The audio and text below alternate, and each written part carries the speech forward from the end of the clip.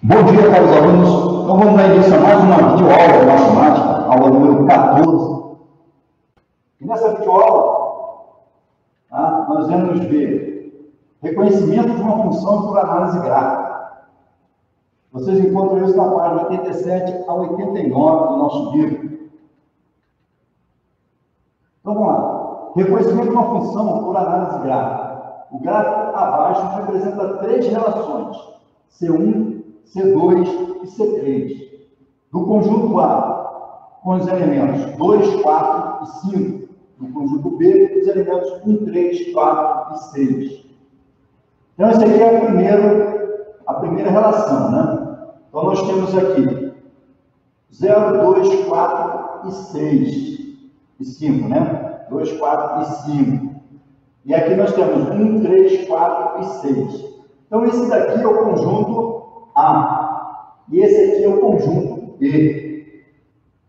Então, aqui estão os pontos. Ó. Esse ponto aqui é o ponto 2, 6. Esse aqui, ó, é o ponto 4, 1.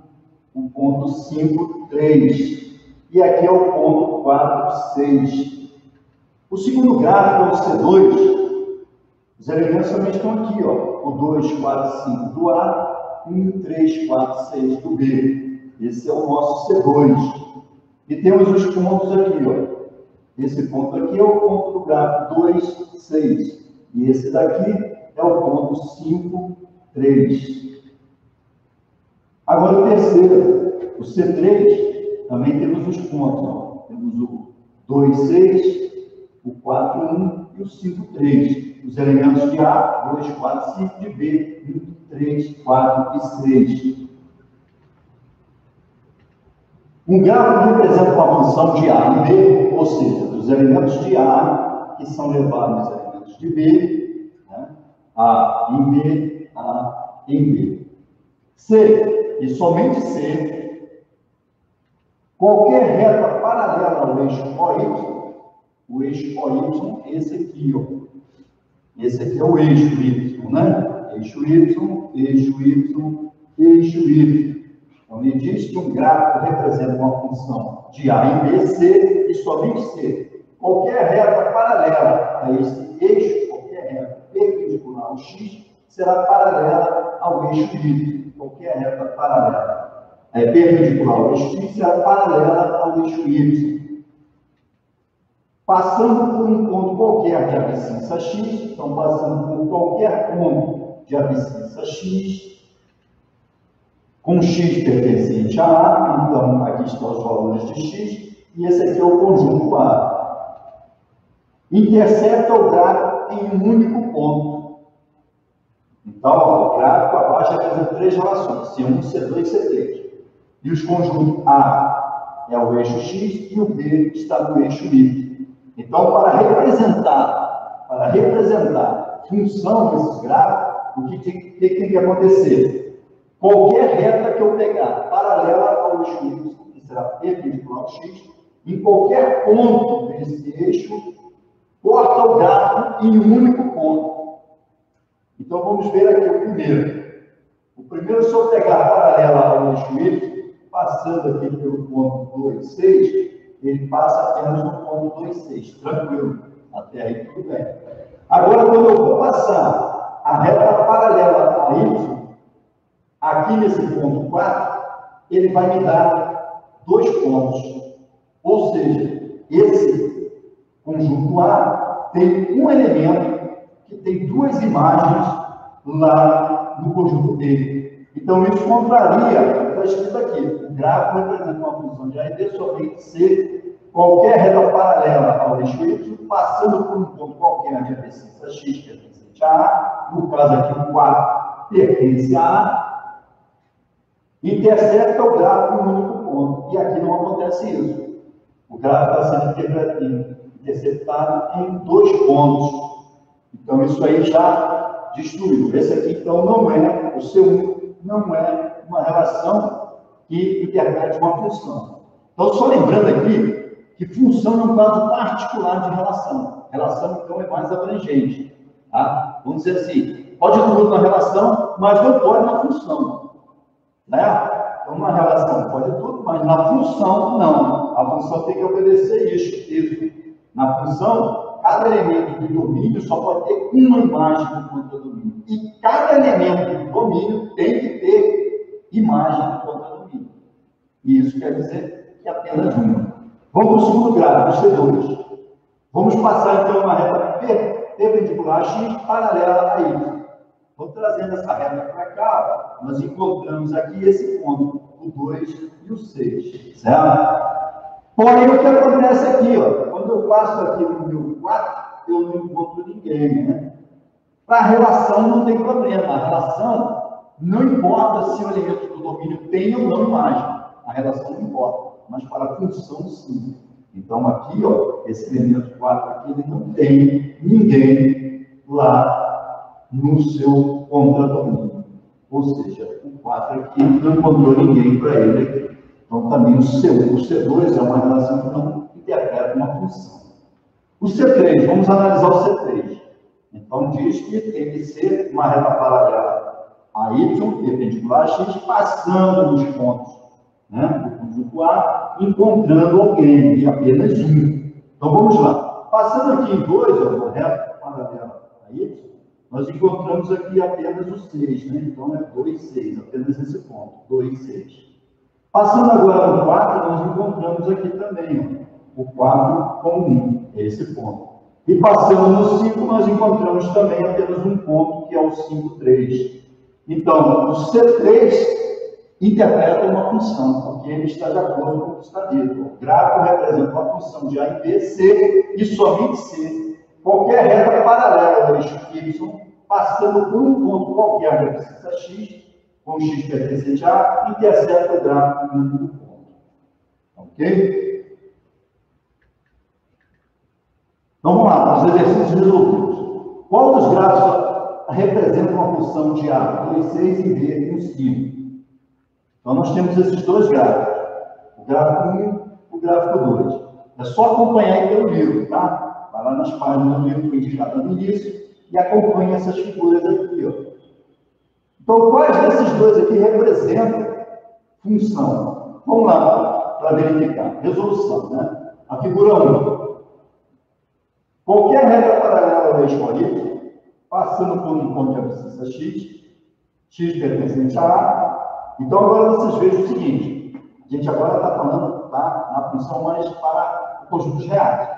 Então, essa função aqui, ó, é do 2 fechado, o 2 está dentro, até o 6. Então, entre 2 e 6 existem infinitos números reais, tá certo? Então, aqui está cumprindo exatamente, ó, passando por um ponto de abscissa X, com X pertencente a A, intercepta o gráfico G em um único ponto. Vamos ver, passando aqui pelo 2, enquanto só um ponto. Agora, passando por um outro aqui entre 2 e 6, ó, cortou também um único ponto. Passando a reta agora em outro ponto aqui, certo? De abscissa X, cortou o gráfico de G em apenas um ponto também. Passando agora aqui um outro ponto entre 2 e 6, certo? São infinitos pontos. Eu intercepto o gráfico também em um único ponto. De novo, mais uma reta, passando aqui também, cortou o eixo, cortou o gráfico em apenas um ponto. Então, mais um ponto aqui, poderiam ser vários, tá? Eu vou ter apenas algumas retas. Aqui também cortou em apenas um, e aqui também cortou apenas um. Então, esse gráfico aqui está de acordo com o que foi dito, né? Então, passando qualquer reta paralela ao eixo Y, certo? Partindo de um dos pontos, né? De X, aqui o conjunto é de 2 a 6, fechado, né? 2 a 6. Qualquer reta que eu passar, eu corto o gráfico em um único ponto. Então, está de acordo. Isso significa, então, que qualquer X de A está associado ao número Y do conjunto B, através de G. Logo, G é a função de A em B. Então, essa função aqui, então esse gráfico aqui representa uma função de A em B. Tá? Próximo. Vamos ver agora o outro gráfico. Na figura 2, presta atenção na figura 2. Existe pelo menos uma reta paralela ao eixo Y. Está ali. Ó, as retas. Então você vê, né, que existe pelo menos uma. Se eu tiver pelo menos uma, acabou. Porque o que podia acontecer aqui, ó, é desse gráfico vir aqui, virar e ir embora, certo? Ou então ele vir aqui, virar e voltar, como ele faz. Então, se eu tiver pelo menos uma reta que corte o gráfico da função em mais de um ponto, aí ele já deixa de ser função, né? O gráfico da relação, né? Que intercepta o gráfico em mais de um ponto. Exemplo, a reta em vermelho. Então, essa reta em vermelho, como exemplo, tem mais, né? Essa aqui também, essa aqui não. O arquinho. Então, essa aqui não é exemplo. Mas as outras são. E a cara em vermelho simbolizou melhor. Logo, não há função de A em B. Logo, não há função de A em B. Então, esse aqui é um gráfico, é uma função, e esse aqui é o exemplo de um gráfico, não é uma função. É uma relação, mas não é uma função. Determinar o domínio e o conjunto de imagens da função F representada pelo gráfico abaixo. Então, aqui, ó, vamos interpretar, né? Nós temos o gráfico, vamos interpretar que função é essa, cujo gráfico é esse. Então, a gente consegue pegar o quê? Verificar se é função, certo? E se for função, a gente tem condições de verificar quem é o domínio e quem é o contradomínio, né? Então, resolução. O domínio da função é um conjunto de abscissas de todos os pontos do gráfico. Então, aqui, ó, você vê que a função só tem esse pedaço aqui, tá? Ela não continua, tá? Então, ela vai aqui do 1 até o 5, ela para no 5, tá? Do 1 ao 5. Aí, o domínio, quando vocês procurarem o domínio da função, vocês têm que ir no eixo X. Domínio da função, eu procuro valores no eixo X. Se vocês olharem, como eu disse, reais, né? Então, de 1 a 5 existem infinitos reais, que vai exatamente compor essa reta aqui, essa curva aqui, tá? Então, ele começa no 1, que pega com menos 5, e pega aqui do 5, que vai até o 3. Esses dois pontos aqui são os limites, que é exatamente aqui, ó, do 1 ao 5. Então, é tudo isso aqui, ó, tá? Então, esse é o domínio. O domínio é esse. O conjunto imagem. E a imagem, eu já vou no meu Y, tá? Eu já vou procurar no Y. Então, vocês vejam que vai do menos 5 ao mais 4. Do menos 5 ao mais 4. Aí vocês têm que observar se aqui, ó, aqui está aberto ou está fechado. Aqui está todo completo. Aqui, então, o menos 5 pertence. Aqui também, ó, está tudo fechado, certo? Então, vamos lá. Vai do menos 5 ao mais 4. Ali, do menos 5 ao mais 4, tá? Então, domínio eu procuro no eixo X. Contra domínio ou conjunto de imagem, eu procuro no Y. Então, aqui nós encontramos a imagem. Por quê? Esse elemento aqui, ó, 1, quando eu levo ele através desse gráfico aqui, eu encontro menos 5. O 2, quando eu levo ele através desse gráfico aqui, eu encontro o 0, 2 e 0. O 4, quando eu levo o 4 de X no meu contradomínio, eu encontro o próprio 4 lá. Então, esse ponto é o 4, 4. E quando eu levo o 5 do domínio, por essa função, né, por esse gráfico, no meu contradomínio, eu encontro a imagem dele, que é 3. Então, a imagem está indo de menos 5 a 4. Isso tudo aqui, ó, todos esses números que tiverem aqui, são infinitos números, e eles são as imagens desse conjunto. E o contradomínio seria, tá, todo o conjunto R aqui no Y. Tá? Então, nós temos o R aqui e temos R aqui também no Y. O gráfico abaixo formado por 4 pontos representa a função 0,58 em 2,467. Aí pergunta o porquê. Vamos para o gráfico. Bem, aí a gente vai verificar. Vamos lá para aquela teoria, né? A teoria diz o seguinte: retas paralelas a Y, corta o gráfico em apenas um ponto. Aí já destruiu aqui no primeiro, ó, que a própria reta Y, que é paralela a ela mesma, né? Uma reta assim paralela a ela mesma, já corta o gráfico em 2 pontos, 2 e 4. Então aqui já destruiu tudo. Então é não, porque o elemento 0 de domínio está associado a mais de um elemento no contradomínio. Está lá, é o 2 e 4. Dúvidas disso? Não dúvida, né? Então é só verificar. Olhou para o gráfico, como é que eu reconheço a função ou não? Eu reconheço passando as retas paralelas a Y. Esse não é a função. O gráfico abaixo apresenta 3 retas, R, S e T. certo? A reta R representa uma função de R em 4, né? A gente soma 4. Então deve ser constante, né? Por quê? A reta S representa uma função de 10 em R, e aí o porquê também. A reta T representa uma função de R em R, e aí o porquê. Vamos lá, o primeiro, né? Vamos cortar aqui, ó. Ó, só conseguimos um ponto. Então, toda função constante, toda reta, né? Toda reta paralela ao eixo x, aqui, ó, paralela ao x, tá? É função, porque só vai cortar uma paralela a y em um ponto apenas. Sempre em um ponto, em um ponto. Então, sempre. Então, esse aqui é a palavra. Sim, pois cada número real está associado a um único número real, né? Aqui.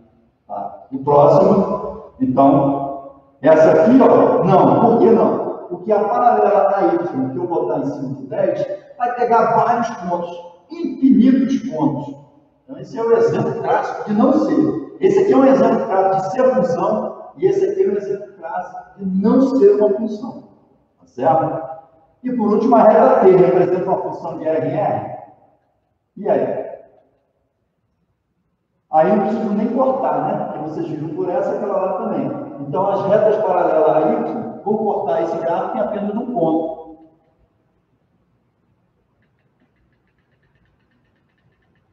Opa. Bom. Então, está ali. As retas cortam em um ponto, sim. Então, esse é o exemplo clássico de não ser função. Exemplo clássico de ser função. E ali uma função também que cortou o gráfico em um único ponto. Agora, a segunda parte da aula 14, função real de variável real, tá? Das nossas páginas de 89 a 91 do livro.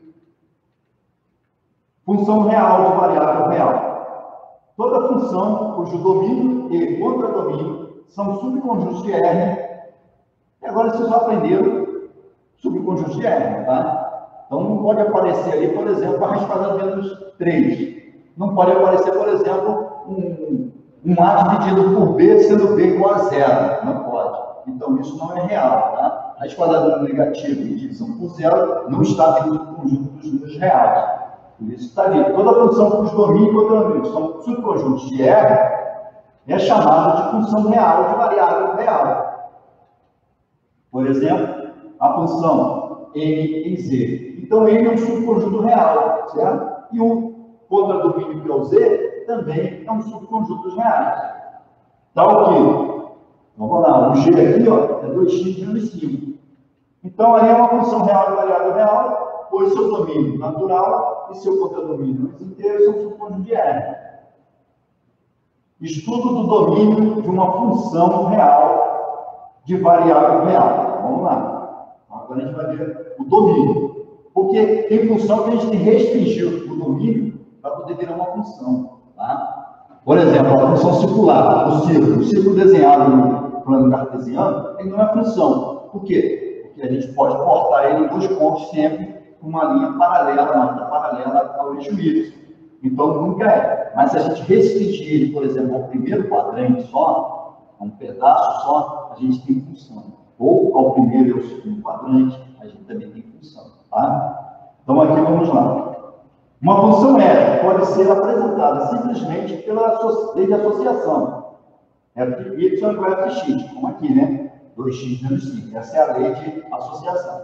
Se e somente se o domínio da f for o mais amplo subconjunto de R, em que f pode ser definido. Nesse caso aqui, ó, os naturais dos inteiros. Os inteiros são o mais amplo, né, subconjuntos reais, em que n pode ser definido, tá? Contra domínio de f por f, né? Então, vamos lá. Assim, dada a função f de x, seu contradomínio CD, né, contradomínio, tá, de f, são os conjuntos df, x pertence a R e f de x pertence a R. Então, os elementos do domínio pertencem aos reais, tá? E lá no contradomínio também é f de x vai levar ao contradomínio, pertence a R. Então, o contradomínio pertence a R. Exemplo, considere a função dada, f de x 1 sobre x. Ó, presta atenção aqui, 1 sobre x. Como o domínio e o contradomínio não foram explicitados, admitimos então que o contradomínio seja todos os reais. O contradomínio, não falei do domínio, o domínio não foi explicitado. Então, o contradomínio, eu vou jogar logo quem? Os reais. Por quê? Porque se eu falar que é os inteiros, pode ser, né? Vai dar fracionário, né? Então, esse aqui não vai entrar. Então, a gente já joga o contradomínio, que não é o conjunto de imagem, que é o contradomínio, todos os reais. E o domínio vai ser x pertence aos reais, tal que, aí a gente tem que excluir aqui, ó. O x não pode ser zero. Então, era quem? Era aquele nosso real asterisco. Lembra? Da aula de segunda-feira passada, retrasada, né? A gente viu o conjunto dos reais não nulo, né? Que era todos os números negativos, todos os positivos, né? Reais, menos o zero. Então, por quê, né? Porque o x tem que ser diferente de zero, porque não tem divisão de zero por zero, né? Ninguém consegue fazer uma divisão de um número, né, por zero. Aí, lembrando só aqui, se o zero estiver em cima, aí é chamado de determinado, tá? Existem vários números que multiplicam por zero para zero, mas no caso aqui não, a gente tem um número aqui diferente de zero em cima. Então, é só excluir, certo? Nós, para encontrar o domínio de uma função y raiz de x, precisamos analisar a lei de associação de F, assim, obter as restrições da variável x para que exista essa função. Então, o que eu falei, né? A gente tem que restringir, então, o domínio para que exista a função. Nesse caso aqui, a gente está restringindo os reais, tirando o zero dele. Então, eu só vou usar aqui o quê? R asterisco. Então, é R asterisco em R. Então, o domínio vai ser todos os reais menos o zero, e o contradomínio, todos os reais. E aí, dentro do contradomínio, eu vou encontrar o conjunto de imagem. Essas restrições são chamadas de condição de existência de uma função. Então, a condição de existência de uma função é a restrição que eu faço a ela para que ela possa existir. Como eu falei da função circular. O círculo, né? Do plano cartesiano, se você botar lá uma reta paralela a y, né, vai cortar ele em dois pontos sempre essa reta, né? Mas se você restringir apenas um quadrante, e aí você tem exatamente uma função que vai aqui, né, de zero ao raio, né? Tá certo? O contradomínio também vai de zero ao raio. Determinar o domínio da função. Ó, essa aqui. Então já dá para imaginar qual é o domínio, né? O domínio pode ser todos os reais menos um número. Agora não é o zero, né? O zero pode entrar aqui. Mas para que isso tudo aqui não dê zero, eu preciso tirar um elemento lá do meu domínio. Então vamos ver. O domínio de F é o conjunto de todos os números reais, de modo que 3 sobre x menos 8 também seja real. Mas para isso, o que tem que acontecer? Para que isso aqui seja real, a gente vai ter que fazer x menos 8 diferente de zero. Isso aqui também é chamado de equação, tá, gente? Equação é só quando ela é igual. Diferença também é uma equação. Então, vamos lá. Ou seja, o x tem que ser diferente de 8. X diferente de 8. Por quê? Se o x for 8, 8 menos 8 é zero. Aí não serve. Então, lá dos meus reais, eu vou tirar apenas quem? Eu vou tirar o meu 8. Lá no conjunto dos números reais, para que o meu domínio possa gerar função através disso aqui. Tá certo? Determina o domínio dessa função. Aí é mais um caso. O caso agora é que aqui pode entrar o zero. Né? Pode entrar o zero. Se entrar o zero, o que vai acontecer? Eu vou ter uma raiz negativa. E a gente falou lá no início, né? Que para que a gente tenha funções no conjunto real, a gente não pode ter nem divisão por zero, nem raiz negativa. Então, aqui também não pode entrar o zero. O que vai acontecer, então, que eu vou ter que restringir isso aqui a ser maior que zero.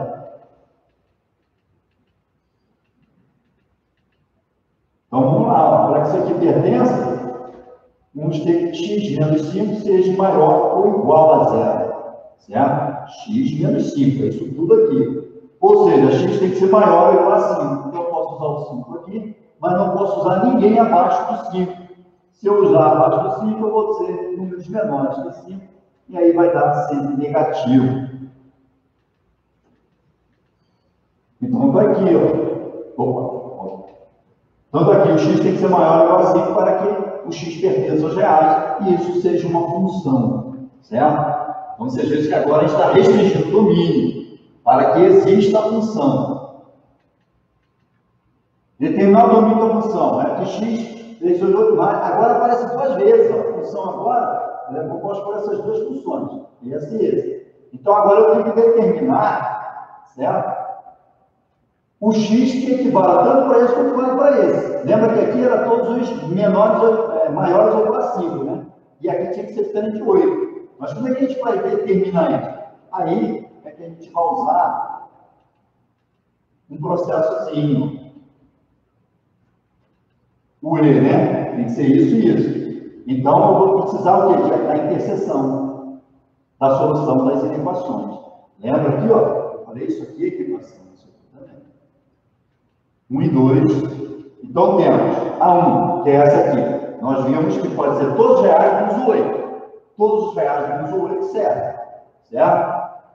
E aquela lá, nós vimos que era quem? Todos os reais maiores ou igual a 5.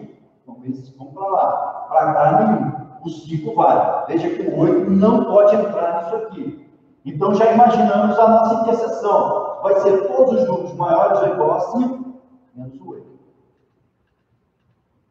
Está lá, todos os números maiores ou igual a 5, menos o 8. O 8 não pode entrar. Logo, a nossa DF é x pertence a R, está aqui. X é maior ou igual a 5 e x é diferente de 8. Tranquilo? Próximo, determina o domínio de cada uma das funções. Então, todas essas funções aqui. Opa, volta. Então, qual é o domínio dessa aqui? Não pode ter domínio negativo, pode ter o zero. Então, essa classe aqui não pode ser o R asterisco, porque o R asterisco tira o zero e mantém os negativos. Então, eu vou precisar de quem? Dos reais não negativos. Lembram lá? Reais não negativos é R+. Então, isso aqui não quer dizer que é os reais positivos, é os reais não negativos. Por que diz isso? Porque aqui dentro está o zero. O zero pode entrar aqui. Raiz de zero é zero. Então, os reais não nulos. Tá? Reais não nulos. Ou reais não negativos. Reais não negativos. Os não negativos são o positivo e o zero. Esse aqui. A raiz ímpar de qualquer número ela existe, tá? Mesmo de números negativos. Certo? É um gráfico que eu digo a raiz cúbica de menos 8, né? Que é menos 2. Por quê? Um número vezes negativo dá positivo, vezes negativo vai dar negativo. Sempre que for um expoente ímpar, tá? Agora, negativo para expoente par, não. Para esse expoente par aqui, não. Tá? Par não tem negativo, para ímpar tem. Então, aqui o conjunto será todos os reais. Qualquer número pode entrar aqui. Nesse daqui, esse aqui não tem restrição nenhuma, né? Aqui não há restrição nenhuma, então pode ser todos os reais. Esse aqui existe uma restrição. A restrição será os números que, colocados aqui, zeram isso aqui embaixo. Quais são? Então, isso aqui é uma raiz, uma equação do segundo grau incompleta em B, que para resolver, o que eu faço? Eu extraio a raiz quadrada desse elemento aqui. Isso aqui é negativo, né? Se for positivo, não. Aí não tem como eu encontrar isso aqui no conjunto dos reais. Vai dar sempre um denominador aqui no conjunto dos números complexos que vocês ainda vão estudar. Então, aqui eu preciso tirar só o menos 3 e o 3. O 3 e o menos 3. Todos os reais menos o 3 e o menos 3. Aqui é f de x. Sempre que eu boto o valor do x, dá 15. Eu boto 0, dá 15. Eu boto 1, dá 15. Eu boto 2, dá 15. Essa aqui é a clássica função constante, né? A função constante, ela não tem restrição. Então, é todos os reais. E essa aqui, ó. Essa aqui eu tenho que fazer aquela nossa interseçãozinha, né? Dos dois domínios que eu considero. Aqui eu não posso ter 6 nem menos 6. E aqui eu não posso ter o quê? Números menores que 2, né?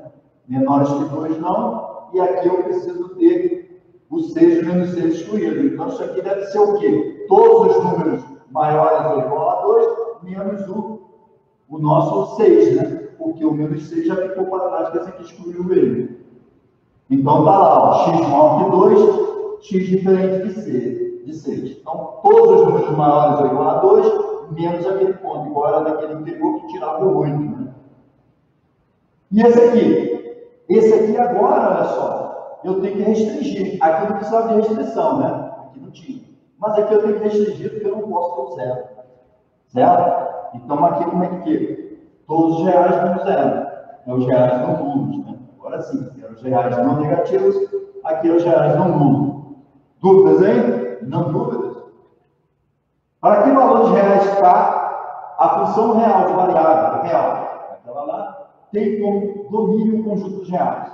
Agora dá um trabalhozinho, porque aqui eu tenho que admitir o seguinte, que não dê zero aqui embaixo, mas para isso eu tenho que descobrir o K.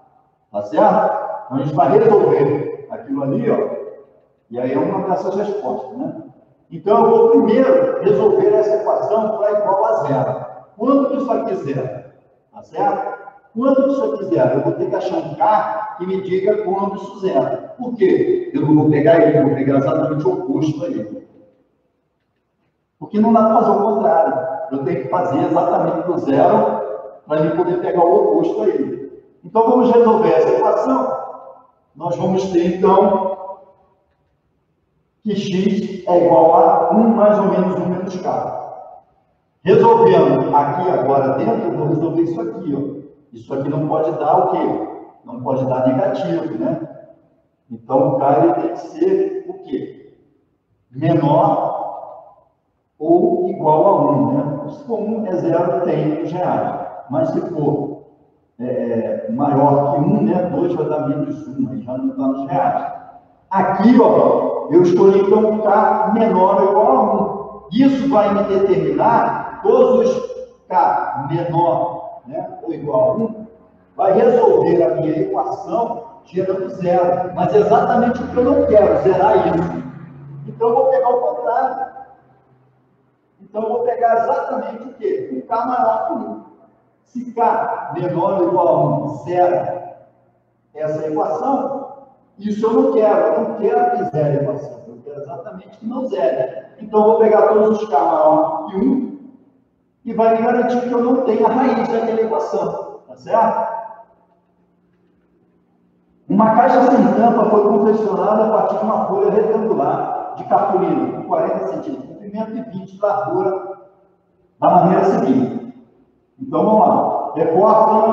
Recortaram-se da folha quadrado de lado X, de modo que cada um deles tivesse um dos versos coincidido com o verso do retângulo da cartolina. Dobrou-se a cartolina em uma descendente folha, formando uma caixa conforme mostra a figura. Então, está aqui, ó. Ele tinha 40 por 20 e cortou-se aqui, ó, nos cantos aqui, quadradinho XX, certo? E aí ele montou-se uma caixa e quer saber o volume dela. Aí, ó, o volume de ar e no contexto quando determina o domínio da função V obtida. Vamos lá, então. Então, o primeiro é obter o volume dessa caixa em função de x. Porque eu não sei que é x, então eu vou fazer uma fórmula, né? Todo x que eu botar ali, eu obtenho um volume para ele.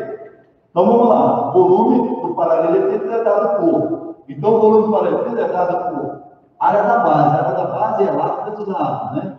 Vezes a altura. A altura aqui é x. E o lado aqui, ó, é 20 menos 2x, e esse lado aqui é 40 menos 2x. Então, isso vai resultar, ó, que o nosso volume vai ser 40 menos 2x vezes 20 menos 2x vezes x. Então, esse aqui é o volume que eu tenho em função de x. Então, essa aqui é uma função, né? Agora, a gente vai para o B, né? O B, no contexto do problema, determina o domínio da função, V obtida no item A. Então, agora a gente vai pegar isso aqui e vai analisar ele. De quanto a quanto pode variar esse x? Tá? Ele não pode variar indefinidamente, né? Então, de quanto a quanto ele vai variar? Ele vai variar exatamente em eu não zerar isso aqui, ó. Esse não pode zerar, esse não pode zerar, nem esse. Então, vamos lá. Então, nós temos aqui, ó, 40 menos 2x tem que ser maior que zero. Isso quer dizer, então, que o meu x tem que ser menor que 20. Já para o B, o que vai acontecer? O meu x tem que ser menor que 10. E o meu C? X não pode ser zero. E disso, então, a gente vai arrumar aqui, ó, 3, ó. O x tem que ser menor que 20, o y, né, o b, né, tem que ser menor que 10, e o meu c não pode zerar. Então, agora a gente pega a interseção disso para saber de quanto a quanto. Então, descendo aqui, eu tenho que o zero pertence aos 3. Descendo aqui, eu tenho que esse 10, o zero não, né? O zero não pertence, mas tudo depois dele. É uma coisa com 10, 10 não pertence, tudo antes dele. Certo? E já o 20 não, o 20 só pertence ao A e ao C. Então não serve como interseção. Então a minha interseção vai de 0 a 10. Então está lá. Certo? Então o domínio da função é de 0 a 10. O domínio da função lembra que é o meu x, né? O meu x pode de 0 a 10, que eu vou encontrar sempre volume para essa caixa. Tá? Então, pessoal, terminamos essa aula hoje. Tá? Então, bons estudos para vocês. Até a próxima aula.